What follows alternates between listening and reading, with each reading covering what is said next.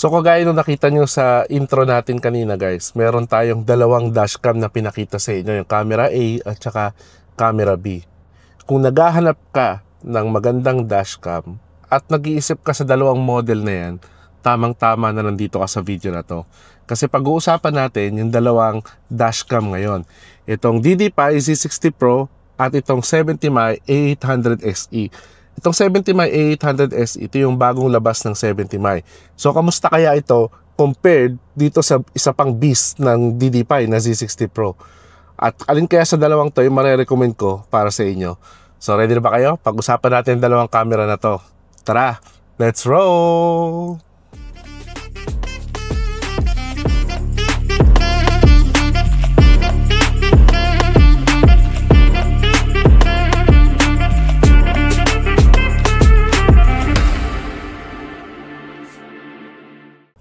So let's talk about physical appearance nila guys. Kung titingnan nyo sila size-wise, almost identical lang sila, no? Mas malaki lang ng konti or mas makapala ng konti itong si DDPi Z60 Pro. Sa materials, para silang gawa sa plastic. Medyo mas makinis lang ng konti yung finish nito ni DDPi Z60 Pro, kaya mas maganda siya hawakan. Pero itong kay 70Mi A800 SE, di naman siya yung sobrang cheap plastic. Mas magaan lang siya ng konti. Mas mabigat to. So, okay naman yung quality ng plastic niya. Mas gusto ko lang talaga hawakan itong si DDPi Z60 Pro. Pero, hindi mo naman sila hawakan all the time, di ba? Tapos, parehas silang rotating yung lens. Kay 70Mi dito, kay DDPi, halos buong body yung dito yung naro-rotate sa kanya. Merong gold accent si DDPi Z60 Pro. May silver or gray accent naman si 70Mi A800 SE. Sa screen, parehas sila ng laki, 3 inches.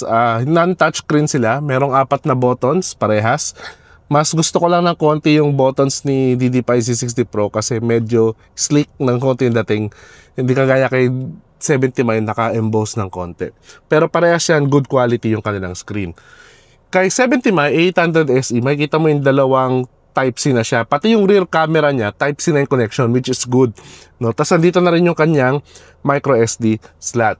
Kay DDPi Z60 Pro, nakabukod. No? Ito yung kanyang Type-C port na charging port at saka yung kanyang 2.5mm pa yung kanyang rear camera. Tapos sa kabilang side, yung kanyang micro SD slot.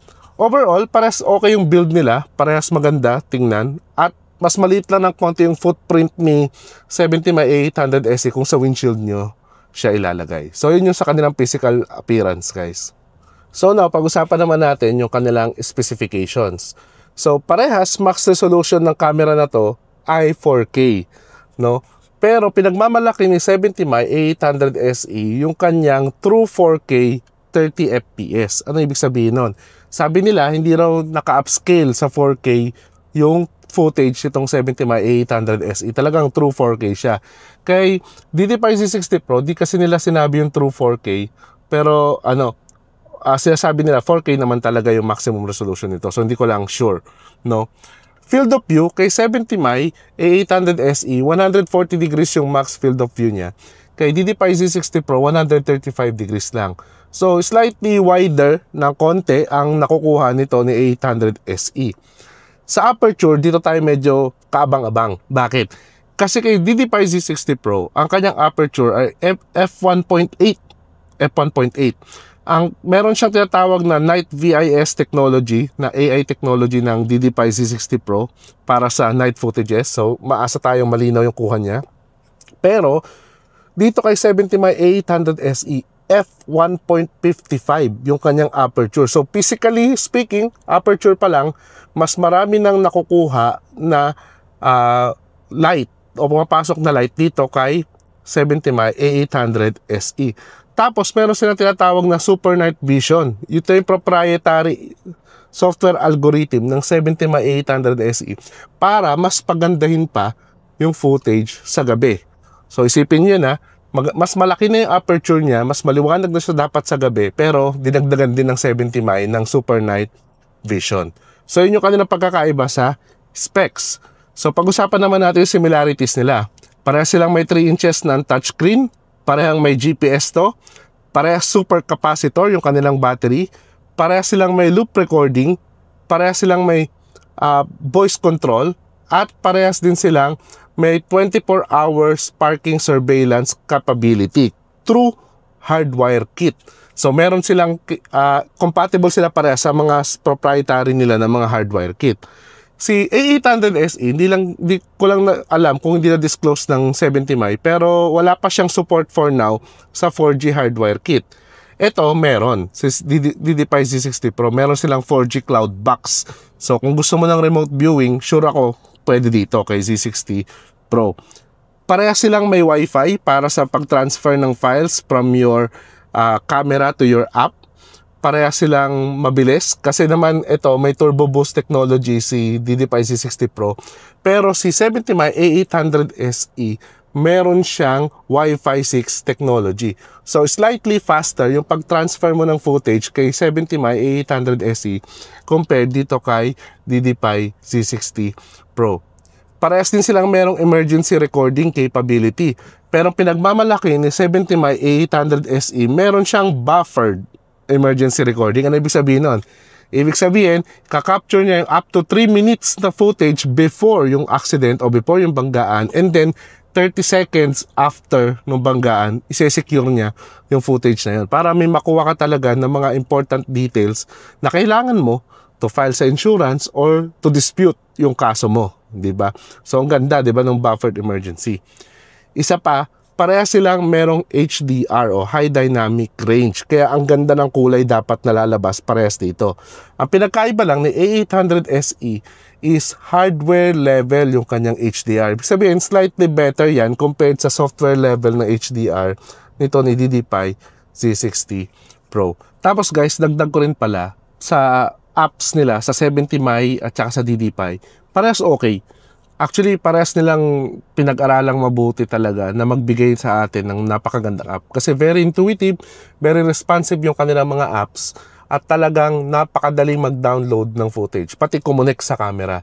Nagustuhan ko yung pag-download ng footage kasi parehas sila merong dalawang way para mag-download ng footage.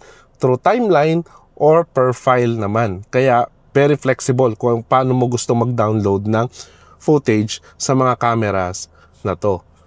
Tapos nagustuhan ko rin sa kanila na parehas silang may mataas na storage capacity up to 512 gigs para dito kay A800 SE. So napakaraming footage na may makakapture yon. Ito kay DDPi Z60 Pro up to 512 gigs din siya. So parehas sila when it comes sa storage capacity. So yun lang yung additional ko para sa kanilang specs, guys. Dagdag ko rin pala, yung rear camera nila guys, parehas 1080p. So almost identical lang naman yung free nila kapag ka dual channel yung kinuha mo. So let's talk about pricing naman nila guys. Itong DDPi Z60 Pro, yung dual channel set, makukuha mo to for around 11,000 to 12,000 pesos. No, yun yung current pricing niya as of making this video. Ito naman si A800 SE ng 70mm, itong dual channel set din niya. Ang original price niya, nasa around 9,000 pesos. Pero dahil ito ay newly launched camera, meron silang special promotional price. Makikita nyo sa link below kapag kinlik nyo. So ano may kasama doon? Ang presyo niya ay magiging less than 5,000 pesos. Plus 64 gig micro SD card at free 1,000 pesos installation voucher. So very good deal na yun, di ba? Napakagandang pricing. Kaya kung gusto nyo i-avail yun, very limited time lang yung ibibigay nila sa ganong pricing. Click nyo yung link sa description box. So nakita nyo, ano? Nakita natin guys, sa presyo pa lang, lalo na kung mag-a-avail ka ngayon, medyo may advantage na talaga si A800 SE compared kay DDPi Z60 Pro. So kamusta naman yung mga sample footages nila? Papakita ko sa inyo ngayon yung mga nakuha ko front and rear sa both cameras na to at daytime at saka nighttime footage din. Pero disclaimer lang guys, kasi yung unit natin na vehicle ngayon, ang nakakabit kasi sa rear camera niya is yung DD5 Mini 2X. So expect nyo na medyo mas maganda yung footage sa rear. Pero sasama ko pa rin for comparison para makita nyo yung rear camera nitong A800 SE. So abangan nyo, tingnan nyo ngayon yung mga footages na nakuha ko sa kanilang dalawa.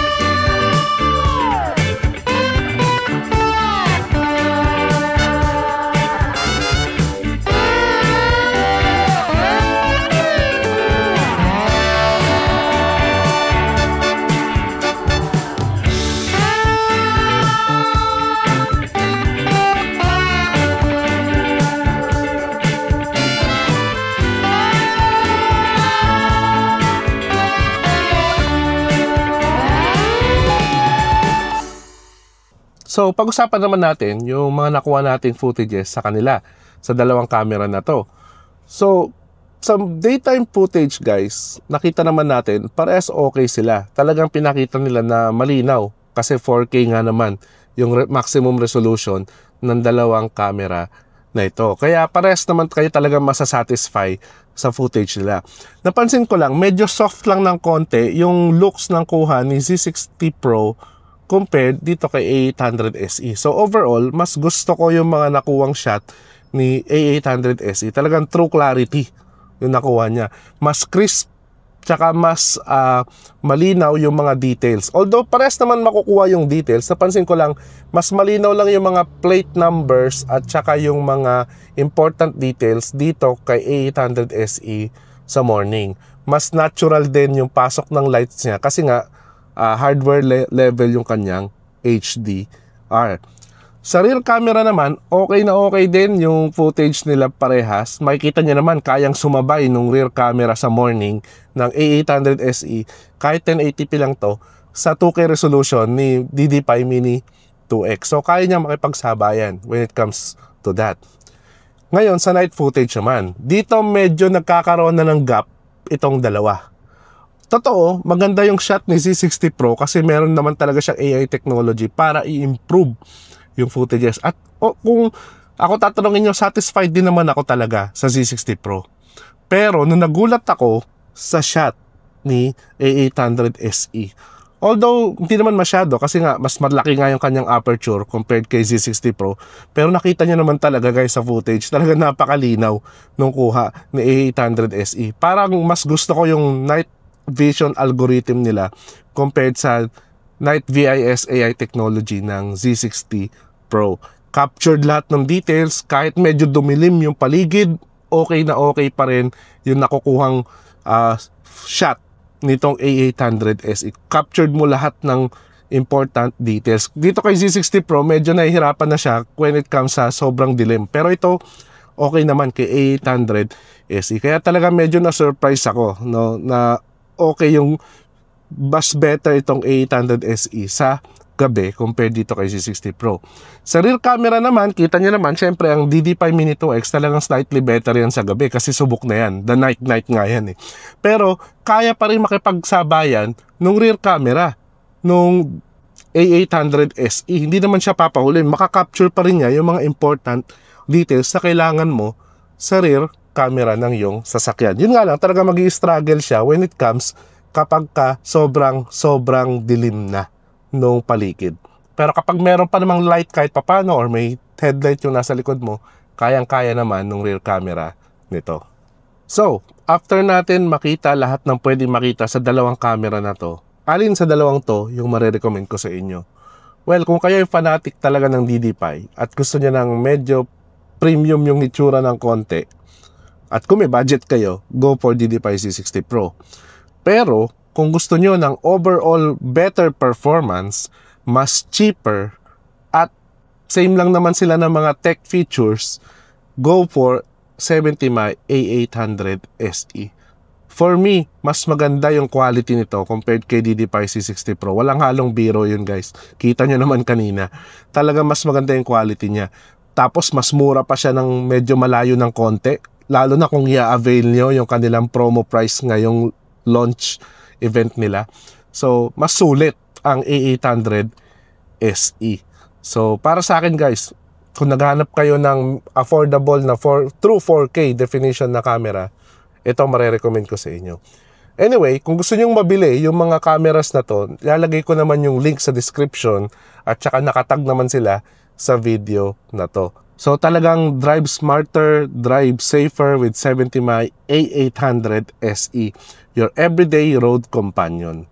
So kung nakatulong sa iyo yung video na to, kung namimili ka sa dalawang camera na to, click mo na may like button at recommend mo na rin sa mga friends mo na naghahanap ng quality 4K dashcam. At syempre, kung di ka pa nakasubscribe, click mo na yung subscribe button at notification bell para updated ka palagi sa mga latest happenings sa ating channel. The next videos guys, always remember, drive safe and enjoy!